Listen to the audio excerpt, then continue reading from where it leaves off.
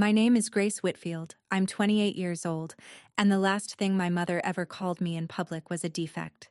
She said it at my sister's wedding, in a stone ballroom with 200 guests, while I stood there holding a glass of champagne I never asked for. Why is this defect here? 9 years of silence, and that was her opening line. My sister turned from her photographer, saw my face, and smiled the way you smile at a stain on a rented tablecloth. You are not invited. She was right about that. She just didn't know who was. My family had 9 years to learn who I'd become, and they spent those years pretending I was never born. What the groom did next ended more than the evening. It brought down a dynasty 3 generations in the making, and I never raised my voice once. But this story doesn't start in that ballroom. It starts 10 years earlier, at a country club, with a graduation gown and a wall of framed diplomas that held one empty frame. Welcome back to Calm Drama Stories, where quiet women finally tell the stories their families hoped would stay buried. If you've ever been made to feel like the smallest person at your own family's table, this one is for you. Drop a comment and be sure to subscribe. 3 weeks before the wedding, a cream envelope arrived at our house, thick as a dinner menu. It was addressed to Dr. Daniel Whitfield and Mrs. Grace Whitfield, in calligraphy that cost more than my first month's rent at 19. Daniel's invitations usually mean hospital galas. I opened it with a butter knife, still thinking about payroll. Then I read the names. The Halston family requests the honor of your presence at the marriage of their son, Dr. Eric Halston, to Vivian Dixon. Vivian Dixon, my sister. I stood in my own kitchen and read her name 4 times, as if the letters might rearrange themselves into a stranger. The tile was cold under my feet. The refrigerator hummed. Somewhere in another city, my family was planning a wedding, and an invitation with my married name on it had sailed straight through their defenses like a bird through an open window. Daniel came in, read it over my shoulder, and set his coffee down very carefully. You don't have to go. I know, I said. That's not the same as not wanting to. He didn't argue. He's a trauma surgeon.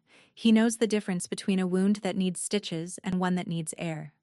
We made rules together at the kitchen table like it was a board meeting. We would attend the ceremony, sit in the back, congratulate the groom, and leave before the family noticed the temperature drop. I even chose a navy dress, quiet as wallpaper. I thought I was walking in as a stranger with good manners. I was wrong about that in every direction, and the first crack showed up before I'd even finished my first glass of sparkling water. The estate sat on a hill of trimmed vines, all stone arches and chandeliers the size of bathtubs, valets in gray vests, a string quartet warming up under a pergola. My family always did know how to set a stage.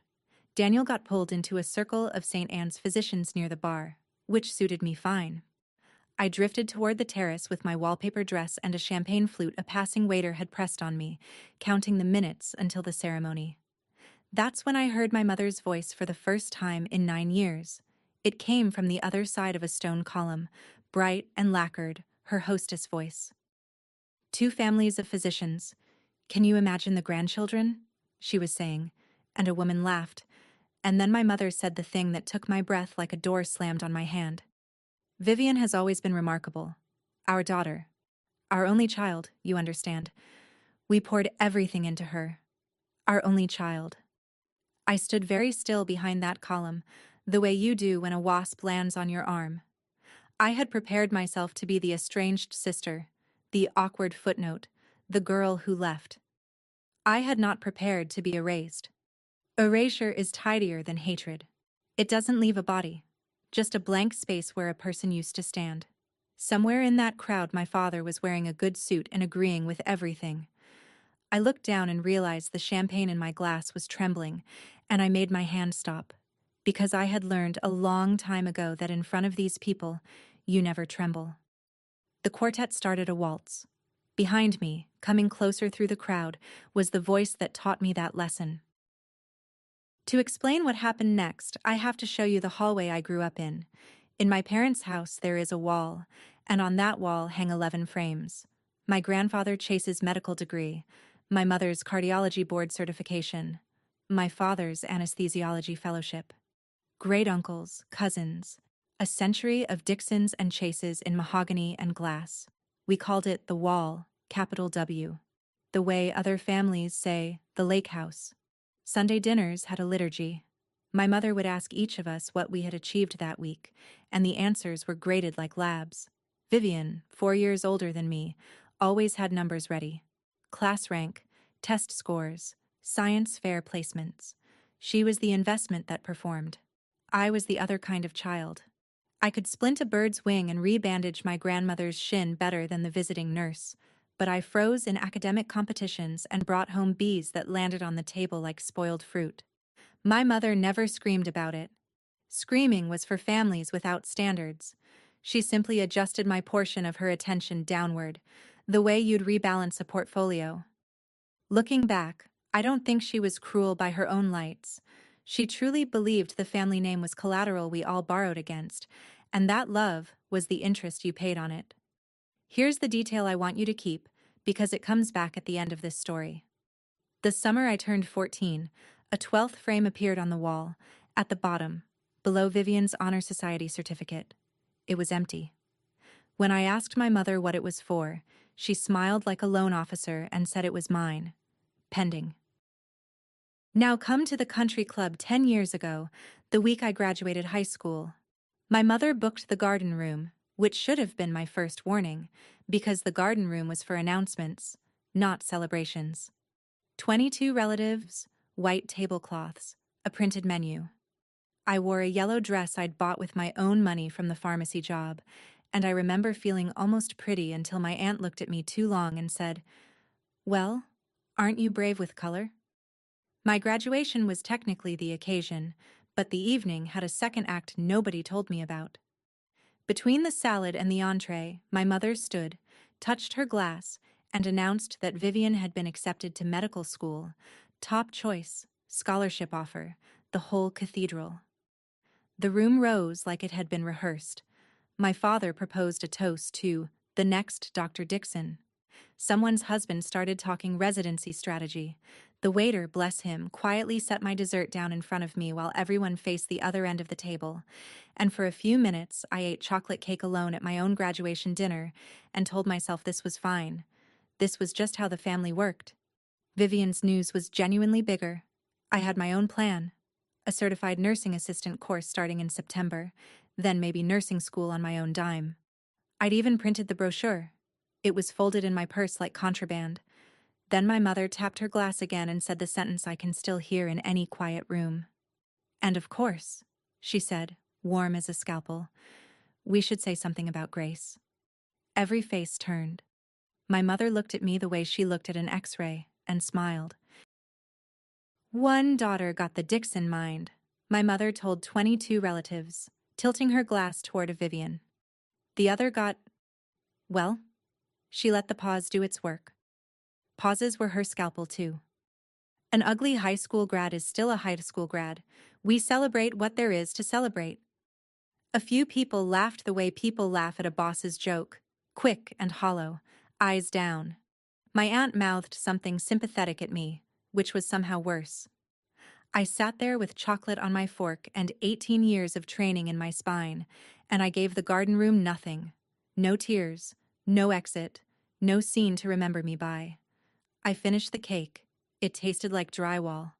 Later that night, the family photographer's proofs went up on the mantel, and in the group shot from the club steps, I wasn't in the frame. Not cropped out, composed out.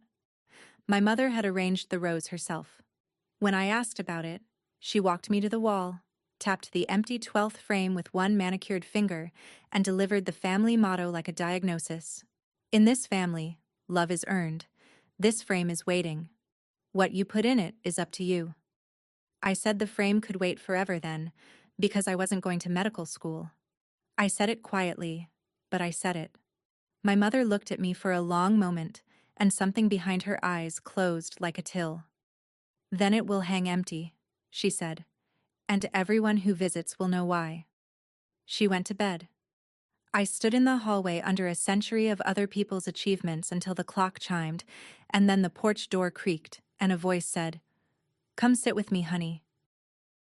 My grandmother Ruth was sitting on the porch swing in her cardigan, 2 glasses of iced tea already poured, because she always knew. She was my mother's mother, which surprises people. It surprised me too, once I was old enough to do the math on how a woman that warm produced a woman that cold. Ruth had been a nurse for 40 years.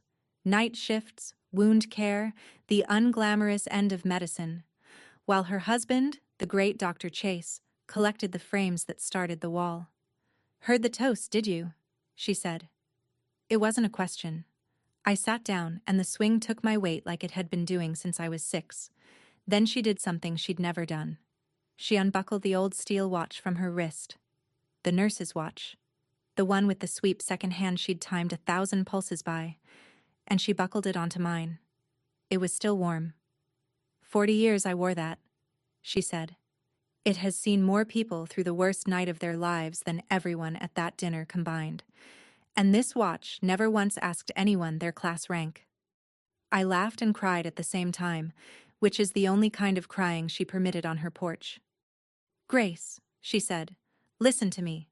Nobody earns love, honey." She stopped there, patted my hand, and looked out at the yard like the rest of the sentence lived somewhere in the dark. I'd hear the rest of it eventually, but not for 10 more years, and not from her mouth. 10 months after that porch swing, the watch was the only thing I owned that my family couldn't repossess, because 10 months later, they threw me out. The college fund came first. $80,000, built since my christening, meant for whichever school would have me. That spring my father sat me down with a folder and explained, in his mild anesthesiologist voice, that the fund had been reallocated to Vivian's medical education. "An investment goes where the return is," my mother added from the doorway, not unkindly, the way you'd read a weather report. I want to be fair here. I saw the storm coming and I did prepare. I was 19. I had opened my own bank account the week after graduation, taken my documents out of my mother's filing cabinet, finished my CNA certification at night, and picked up shifts at a home care agency wiping down walkers and helping strangers shower with dignity. I loved it, which was the unforgivable part. My mother could have survived a daughter who failed toward medicine. She could not survive one who succeeded toward the help. The ultimatum came on a Tuesday in April, at the bottom of the stairs, with my father studying his shoes. Quit the agency, retake the entrance exams, resume the family trajectory, or leave the family home. She used those words. Family trajectory, like we were a spacecraft. I remember being calm. I had rehearsed for this without admitting it. I packed in 40 minutes, clothes in 2 trash bags, my certification folder, Ruth's watch on my wrist. Nobody helped and nobody stopped me. At the front door, my mother said, "You're choosing to be nobody." And I said, "I'm choosing to be somebody you don't get to grade." And I carried my trash bags down the walk like luggage. The porch light went off before I reached the sidewalk. 9 years later, my mother would stand in a stone hallway and offer me that door back on one condition. But first, she had to call me a defect in front of 200 people. Which brings us back to the ballroom, the champagne I never asked for, and my mother's opening line. "Why is this defect here?" She said it low, the way surgeons swear. Precise, contained, meant only for the sterile field. Up close she looked expensive and tired. 9 years had silvered her hair and sharpened everything else. Vivian arrived a second later in a cloud of tulle and panic, bouquet gripped like a weapon. "You are not invited," she hissed. "Whatever this is, whatever you want, you will not do this today." I said congratulations. I meant it, mostly, which annoyed her more than anything else I could have engineered. Guests were beginning to angle toward us the way iron filings find a magnet, and my mother felt it before I did. She was always exquisitely tuned to an audience. Her face reorganized itself into hostess warmth. "We'll speak somewhere quieter," she announced, for the benefit of a passing couple, and gestured toward a side room as if she were offering me a tour. The wedding coordinator materialized, sensing weather. Vivian peeled away toward her photographer with one last look that promised consequences, and I went along to the side room, calm as a Sunday, because here is what my family did not understand yet. I had spent 9 years learning exactly how much their theater could and could not do to me. They thought they were removing a problem before the Halstons noticed. In fact, they were marching me across a ballroom that held my husband, my work, and one person who knew precisely who I was. And every step they made me take was a step toward the moment the whole stage came down. The side room smelled like lilies and floor wax. My father was already there, which told me the play had been cast before the curtain. Raymond Dixon, 61 years old, a man who had spent 4 decades putting people to sleep and 1 decade doing it to himself. For 9 years I had told myself a small bedtime story about my father, that he was the gentle one, the hostage, that somewhere under the good suit he had missed me. He looked at me now, first time since the trash bags, and here is the whole of what he said. Use the kitchen door. There's a service corridor behind the kitchen. Don't make your mother repeat herself. Not, how are you? Not, you look well. Not even my name. I waited for the rest, the flicker, the folded $20 bill of affection he might slip me when she wasn't looking. Nothing came. And I finally understood something it had taken me 9 years and 1 sentence to learn. His silence had never been a hostage's silence. It was a shareholder's. He had voted with her at every meeting. He'd simply let her read the minutes. Something in my chest that had been propped open since I was 19 quietly shut, and it didn't even hurt the way I'd budgeted for. No, I said. He blinked. No? As if the word were new to him, and in that house, maybe it was. I came through this family's front door once already with everything I owned in trash bags, I said. I will never again leave anywhere through the back. My phone buzzed against my hip. A text from Daniel, 3 rooms away, oblivious and about to be extremely relevant. Eric's asking where you went. He wants to introduce you to his mother. The groom can wait a moment, because the 9 years come first, and the 9 years started with night shifts. My first client after they threw me out was a retired machinist named Mr. Alger, 84, hands like tree roots, a man who had rebuilt engines his whole life and now couldn't manage a shirt button. The agency paid me $11 an hour to be his hands. I learned to shave a face that flinched, to time medications by Ruth's watch, to listen to the same war story with fresh attention because for him, it was fresh every night. My family called this work wiping strangers. Here's what it actually was. I held a man's dignity in my 2 hands for 8 hours a night, and I never once dropped it. Try that with a scalpel. I slept in a studio apartment above a laundromat and kept a spiral notebook of everything the agency did wrong: missed handoffs, double-booked aides, families left waiting by a phone that rang out. Not out of spite. Out of the same instinct that made me rebandage my grandmother's shin as a kid. When care is done badly, my hands itch. I learned more about dignity from a man who couldn't button his shirt than from 3 generations of framed diplomas, and I learned something else too. Something the wall never taught anyone. The medical world my family ruled from operating rooms actually runs at the street level, on people like me. Hospitals can't discharge without us. Doctors' own mothers need us. It is a whole economy of showing up.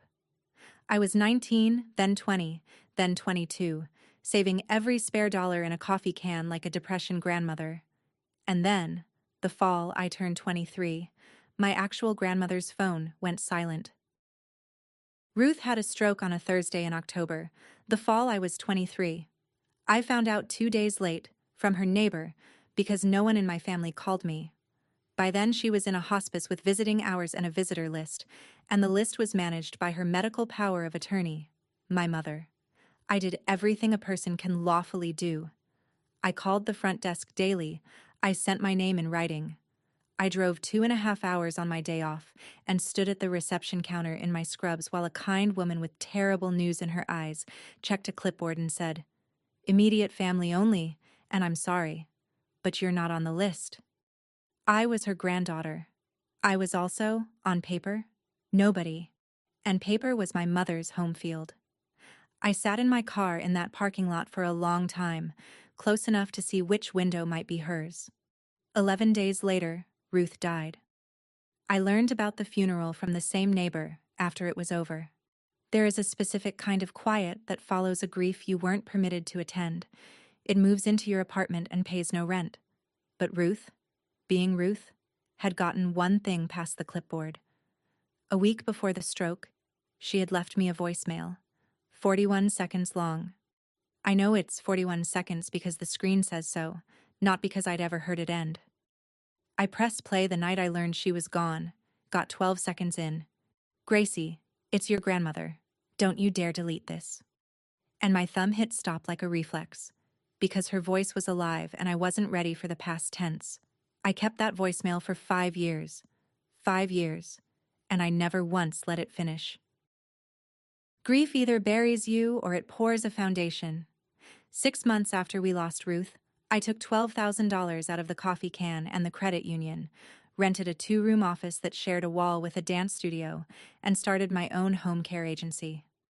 I named it Brightwater, for no family reason at all. I just wanted a name that sounded like the opposite of a hallway full of frames. My hiring policy was 1 sentence long: hire the ones who show up. I took the notebook of everything my old agency did wrong and turned every line into a rule. Aides got real wages and backup coverage. Families got a call back within the hour, every hour I was awake. My first contract was a small one.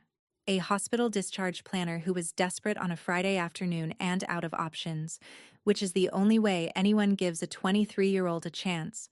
We didn't lose a client for 2 years. Word travels fast in the showing up economy. 5 years later, Brightwater had 340 caregivers across 3 states, and I had a title I still can't say without hearing my own younger self laugh: founder and president. If you're watching this while you build something of your own in a 2-room office somewhere, while everyone who shares your last name calls it a phase, I want you to pause and hear me say it plainly. The people who wouldn't give you a seat are not the audience you're building for. Subscribe if you want the rest of this story, because the next phone call changed my name. One Tuesday, a hospital called about a patient nobody else would take, and the doctor on the line had a voice I'd end up hearing every morning for the rest of my life.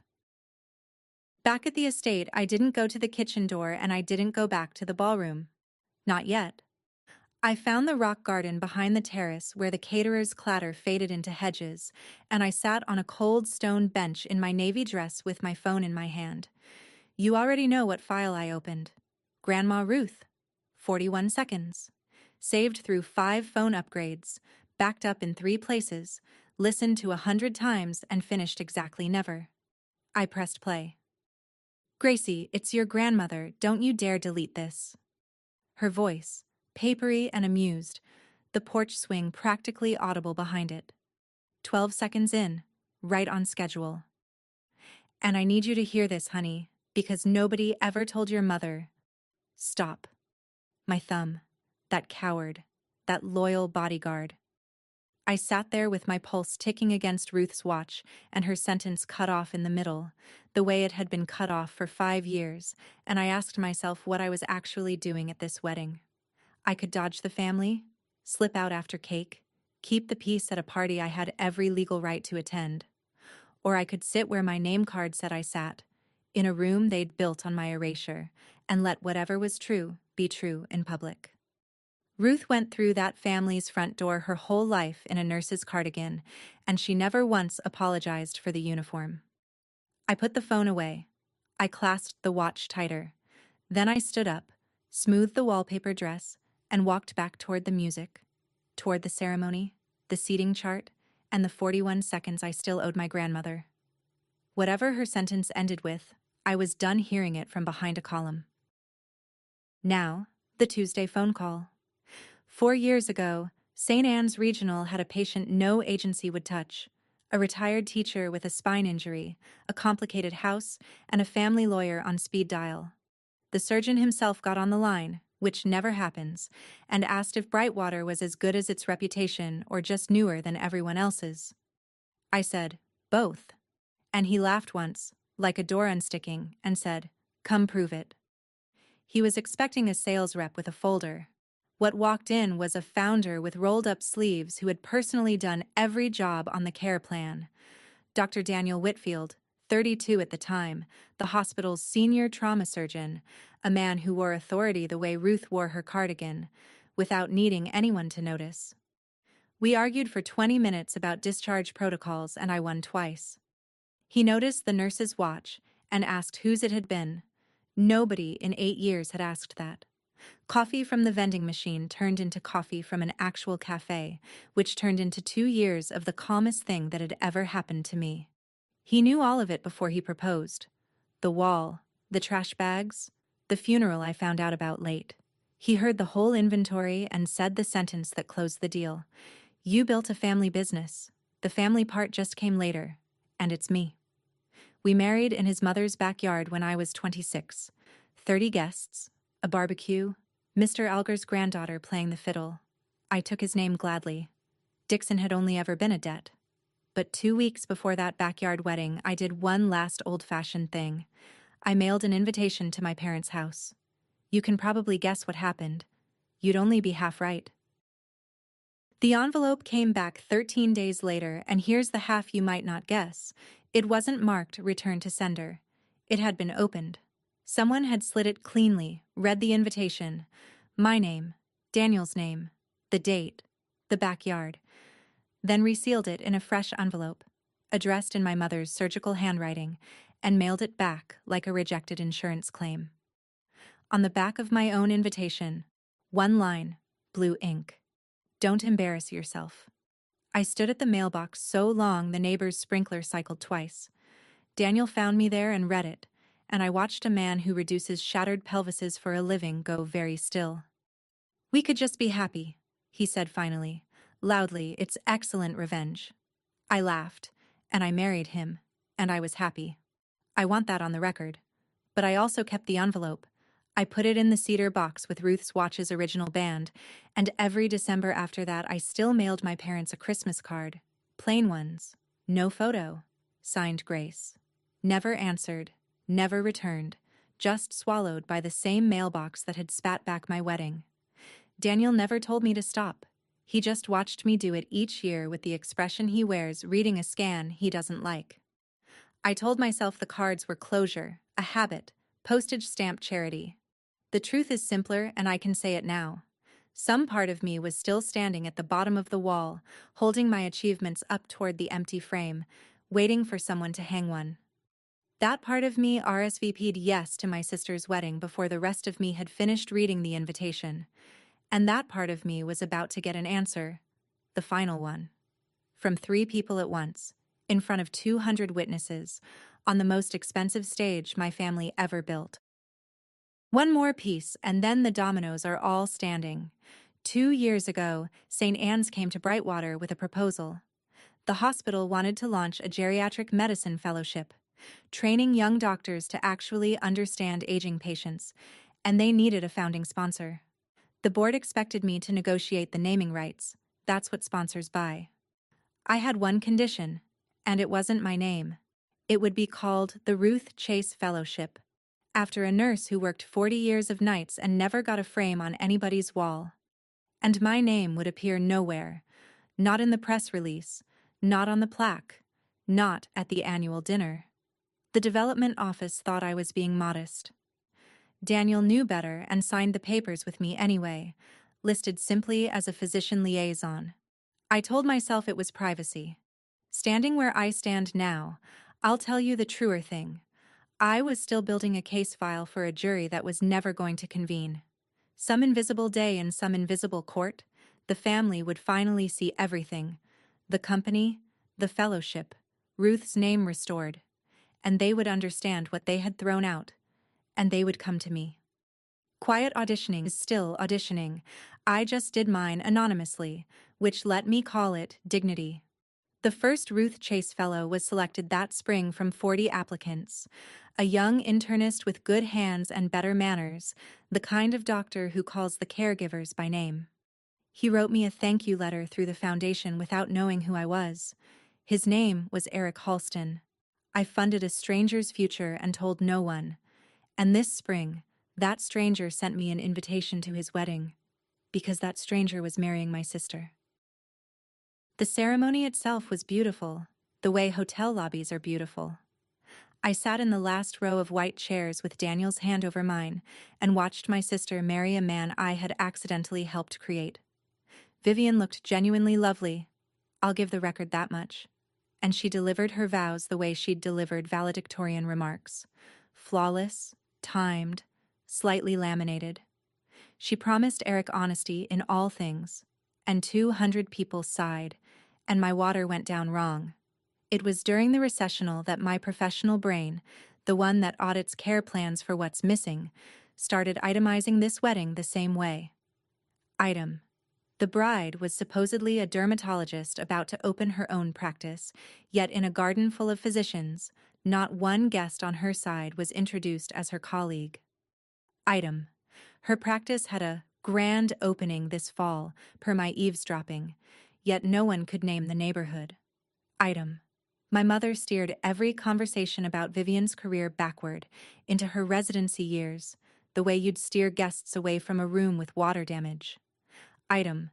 Whenever anyone asked Vivian a direct medical question, and doctors at weddings ask constantly, my mother materialized like security and answered for her. Charmingly. Every time. Any one of those is nothing.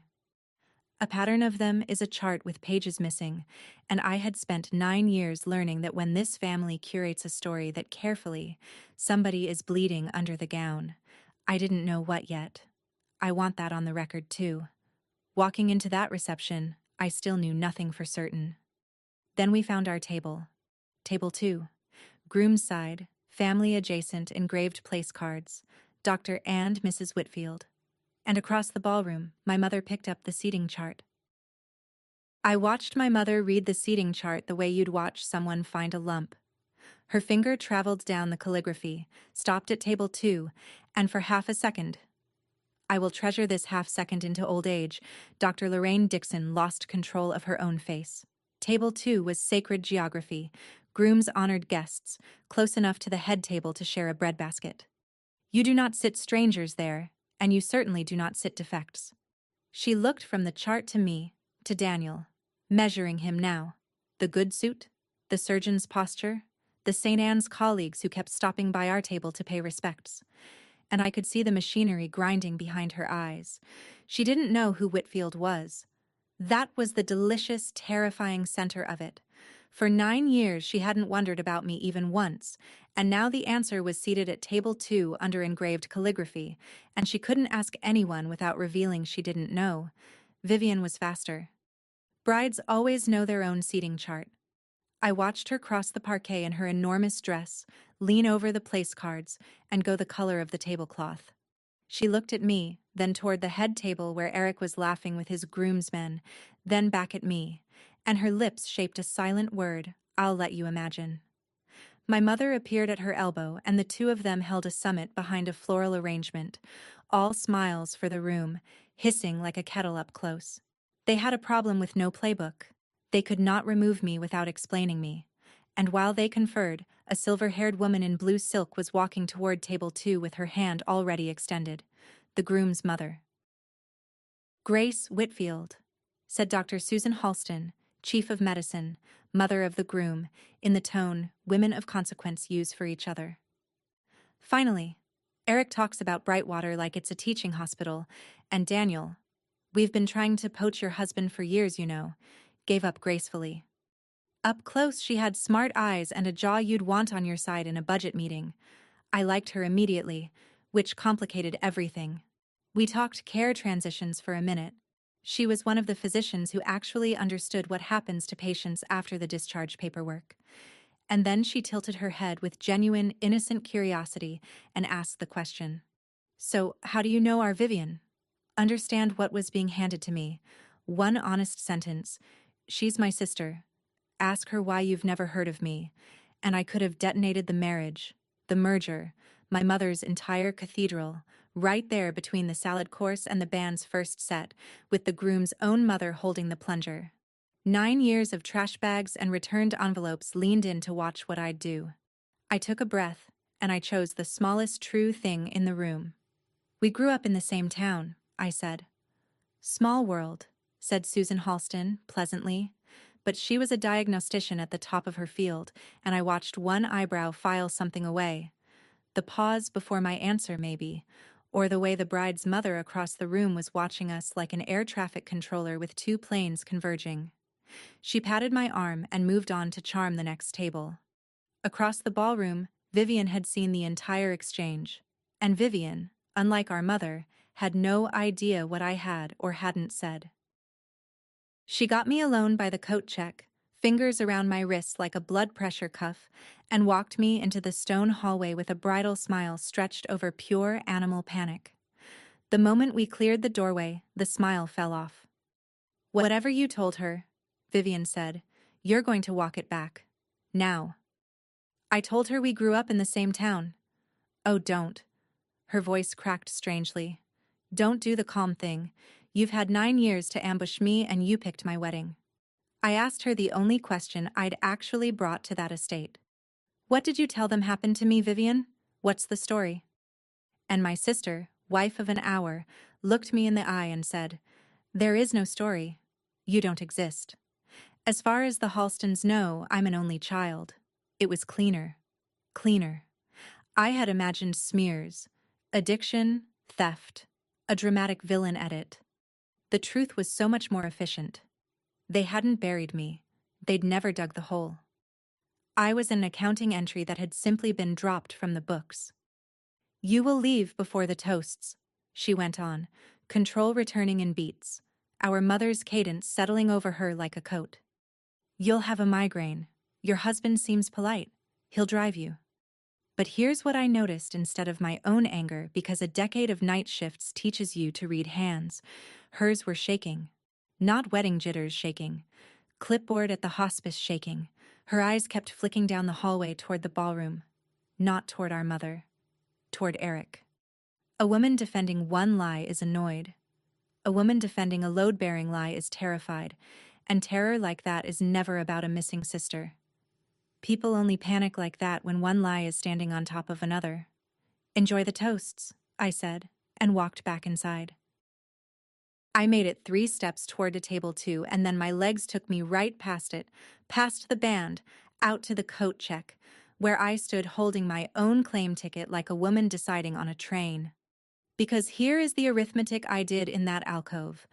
I had come to this wedding carrying one specific shameful hope: that 9 years might have loosened something, that a door might sit ajar. I now had my answer in writing. There was no door. There had never been a door. There wasn't even a wall with my shape in it. You cannot reconcile with people for whom you do not exist. So, migraine, coat, husband, highway. Give them the clean wedding and keep my dignity in the car like a to-go box. Daniel appeared beside me. He has a surgeon's radar for internal bleeding, and read the whole calculation off my face. He didn't argue either direction.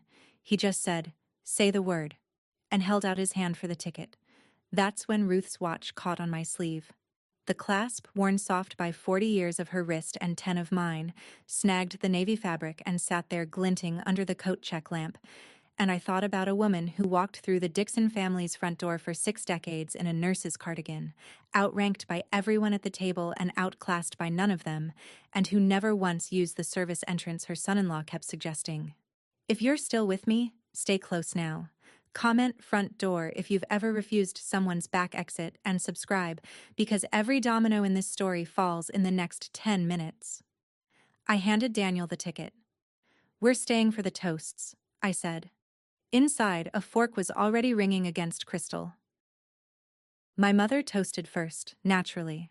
She rose in pearl gray with a glass of champagne and gave the performance of a career.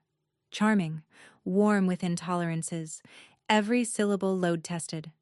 She spoke of 2 great medical families joining, the Halstons and the Dixons, and what that union means, of standards upheld across generations, of her pride in a daughter who had never once lowered the bar.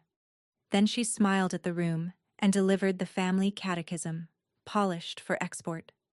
People ask how our family produces what it produces. The answer is simple. Everything in this family is earned, our name most of all. Nothing is given away free at our table. 200 guests raised their glasses to it. I kept my hands in my lap and did something I hadn't expected. I heard the sentence underneath the sentence.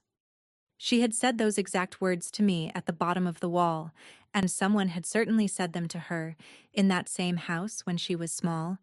A grandfather I'd never met, the great Dr. Chase, who Ruth once told me graded his daughter's posture at Sunday dinner. My mother wasn't quoting herself. She was reciting.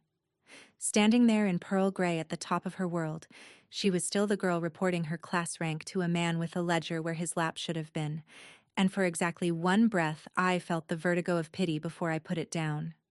You can understand a system and still refuse to bow to it. Ruth taught me both halves of that. The room drank. The band played 8 bars. And then the MC said the sentence that ended the world as my family had built it. And now, a few words from the groom. Eric stood up holding notes. Eric Halston gave the kind of toast that reminds you some people are simply good, and that good people are the most dangerous thing you can invite to a performance. He thanked his parents. He thanked his bride, glowing at his elbow. And then he set down his notes and went off script, because he wanted, he said, to thank the 2 people who made him the doctor standing here tonight. The first is my mentor. He taught me that trauma surgery is mostly showing up and showing up again. Dr. Daniel Whitfield, Table 2. Applause. Every Dixon head in the ballroom rotated toward our table like gun turrets. My mother's glass stopped an inch from her lips and did not move again. The second, Eric said, I only get to thank because she's finally in a room with me. I trained on a fellowship that paid my salary, my research, all of it. Named for a nurse, Ruth Chase, who worked 4 decades of night shifts. The founder who endowed it wouldn't let the hospital print her name. No plaque, no gala, nothing. It took me 2 years and one indiscreet mentor to find out who she was. He smiled the best man smile of a man giving someone their due, with no earthly idea what he was standing on. She built a company from nothing at 23, and half our discharges would collapse without her, and she's sitting next to my mentor because she married him. Grace Whitfield. Would you stand? Ruth Chase was her grandmother. The applause started warm and confused, 200 people turning in their chairs. I stood, because you stand when a good man asks, and in the corner of my eye, in pearl gray, my mother rose out of her chair too, not to applaud. Her face had gone the gray of old snow and her mouth was already forming a word. What my mother said, into a ballroom that had just heard the words Ruth Chase was her grandmother, was, "There's been a mix-up." She said it with a hostess laugh bolted on top. Grace is a distant relation, a complicated situation, not for tonight. And Vivian, my poised, laminated sister, chose that exact moment to lose 9 years of message discipline in a single blurt. "You are not invited." She said it at volume, past the microphone's edge, into 200 held breaths. The silence afterward had texture. Eric turned to his bride slowly, the way you turn in a house where something has just broken upstairs. "Not invited?" he said. "I invited her. Vivian. This is the woman who paid for my fellowship. This is my mentor's wife. Her grandmother's name is on my diploma wall." His voice didn't rise. It clarified, which was worse. "How dare you, either of you? Do you have any idea who this woman is? This woman is the reason I'm standing here a doctor. This woman is..." And my mother, seeing the structure coming down, made her final error. She reached for rank. "Eric, dear, this is a family matter." "Which family?" said Eric Halston quietly in front of both of them. You could hear the chandelier hum. 200 guests, surgeons, board members, the entire ecosystem my parents had spent 40 years performing for. Looked from the bride, to her mother, to the woman at table 2 they had been told, in 100 small curated ways all evening, did not exist. I hadn't said a word since congratulations. I stood there with my hand resting on Ruth's watch and let the arithmetic happen on other people's faces. It was Susan Halston who finished it. She rose from the head table without hurry, blue silk and 40 years of chairing difficult meetings, and looked at my sister with the stillness of a diagnosis arriving. "Vivian," she said, "you told us you were an only child." Nobody answered her. That was the answer. Vivian stood in her enormous dress with her bouquet hand empty, opening and closing her mouth, and my mother performed the last maneuver in the playbook, the pivot to intimacy. She crossed to me through the frozen tables, took my forearm with both hands like we did this all the time, and said, at a volume calibrated to reach exactly the first 3 rows, "Grace, darling, we'll discuss family matters privately. This is a wedding. Darling, 9 years, a returned invitation, a hospice clipboard with my name missing, and I had graduated to darling in under a minute, because now there were witnesses worth performing for." And looking at her, this brilliant, exhausted woman gripping my arm like a railing, I felt the strangest thing rise in me. Not rage, recognition. She still believed the story could be managed. She had no idea the manuscript had left the building. So I smiled at my mother, the way you smile at someone talking loudly on a train about a stop they've already missed, and I said it, gently, once, loud enough for only the first 3 rows, and the microphone she'd forgotten was live behind her. "You have no idea, do you?" She blinked. "About what?" "About anything after April," I said, and lifted her hands off my arm the way I used to lift Mr. Alger's, firmly, kindly, without negotiation. I did not list my company. I did not say the word president, or mention 340 employees, or explain the fellowship. The resume was the one weapon I had sworn never to reach for in front of them, because the moment I argued my worth, I was back at the bottom of the wall holding papers up at an empty frame. Instead, I turned to Susan Halston and said, "Excuse me for a moment. This dress needs some air." And I walked toward the terrace doors with my spine perfectly straight, and my mother followed me. She caught me in the stone corridor between the ballroom and the terrace, where the band's waltz came through the wall like weather. And here my mother did the only genuinely surprising thing she'd done in 9 years. She dropped the performance. No audience, no hostess lacquer. Just a 58-year-old woman in pearl gray, with her back to a limestone wall, breathing like the air had gotten expensive. "All right," she said. "Here is what happens now. You come back inside. You tell the Halstons we've always been close, quiet, private, but close. The fellowship was a family project. We'll say your father advised. And then, you come home, Grace. Thanksgiving, Christmas, Sunday dinners, all of it. The frame." Her voice caught on it, actually caught. "The frame gets filled. You've finally earned your place." There it was, the door. Not ajar. Thrown wide with everything I had wanted at 19 arranged inside it like a table set for one. All I had to do was carry one lie across the threshold, and lying was the family business. They'd trained me for it my whole childhood. I'd simply refused the apprenticeship. I looked at her hands while I let the offer hang. They were trembling. The fine, relentless tremor she'd hidden under crossed arms all evening, the tremor that had ended her surgical career years ago, a failure she'd outrun by becoming the family's judge instead of its performer. She saw me see it, and something old cracked open for exactly one sentence. "My father made me recite my class rank at that table every Sunday until I left for college," she said, flat, like coordinates. "I gave you a family that keeps score because it is the only kind I was ever given, and it worked. Look at Vivian." We both heard it at the same time. The "it worked," floating over a ballroom where Vivian's marriage was currently entering cardiac arrest. Her armor came back down like a curtain. "Well," she said, "the Halstons are waiting." I looked down at Ruth's watch. 41 seconds of unfinished sentence sitting in my clutch beside it, and I smiled. I walked back into that ballroom ahead of my mother, and I know exactly what she believed my posture meant, because she straightened her own and followed me in like a producer trailing her star. The room had not moved on. Rooms don't, when the bride's family is on fire. They just eat cake quieter. Susan Halston stood near the head table with Eric, and when I approached, the last conversations died out politely, and she asked me the question straight. physician to physician, in front of both families and God and the wedding videographer. Grace, before anything else is said tonight, is it true? Were you part of this family?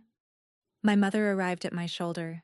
I could feel the script she'd handed me radiating off her.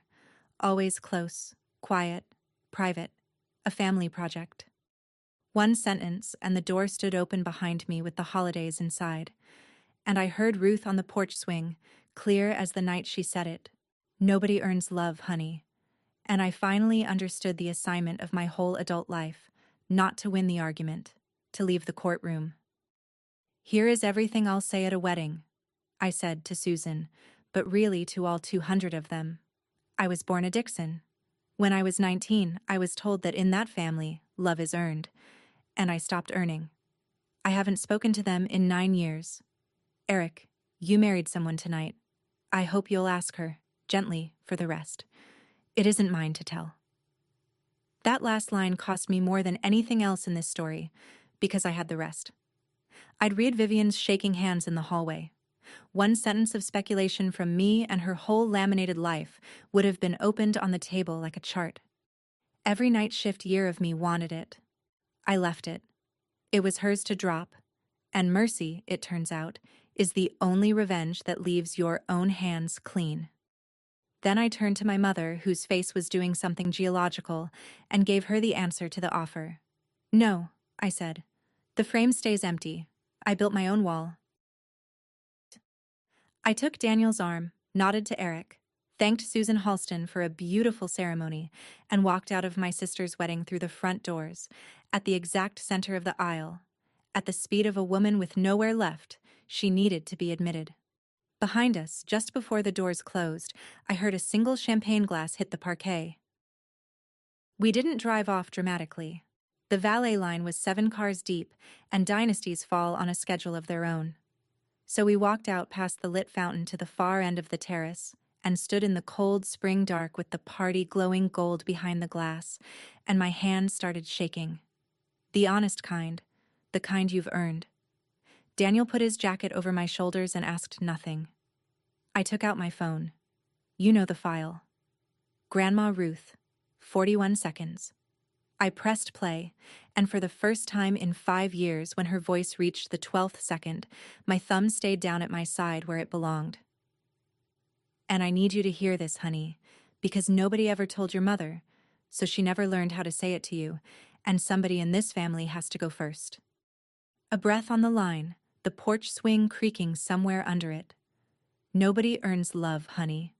Love is the thing they can't bill you for. Whatever they do with that silly wall, you were never the empty frame, Gracie. You were the whole wall, and the house it holds up. And don't you dare wait for people with ledgers to tell you what you're worth. Come see me Sunday. Bring nothing. Click. 41 seconds. 5 years to walk 12 seconds. I cried then. The only time in this whole story, so let the record show it happened on a terrace, in my husband's jacket, with my grandmother's watch ticking against my wrist like a second heart. Not for the family I'd lost. You can't lose what was never issued to you. For the woman who'd gone first, and for the 19-year-old at the mailbox who could have used those 41 seconds a little sooner. When it was done, I did one small housekeeping thing. I opened my drafts folder, found the Christmas card list with my parents' address sitting at the top where it had sat for 9 Decembers, and deleted the entry. Then we went home. The dynasty spent the next 6 weeks collapsing without any help from me. Here's what the collapse looked like from a respectful distance. The Halstons did what careful families do after a wedding with a surprise sister in it. They went back and checked the chart. The dermatology practice with the fall grand opening had no lease, no license on file, no fall. Vivian's residency, it turned out, had ended halfway through her 2nd year. Not paused, ended. And the years since had been a med spa job wrapped in our mother's narration. She had a diploma.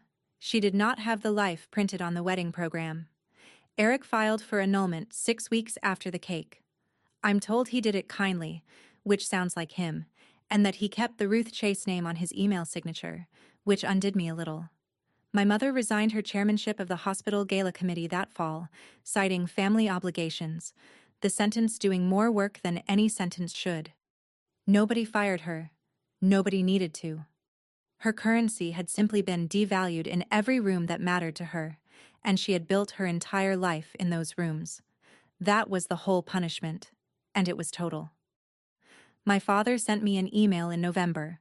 One line, no subject. Your grandmother would have been proud. I read it maybe 30 times. I never answered it, and both of those facts are true at once, and I've stopped needing them to fight. And the wall. The wall still hangs, 11 frames and one empty, in a hallway 2.5 hours from my kitchen. Nobody took it down. Systems like that don't come down. They just lose jurisdiction.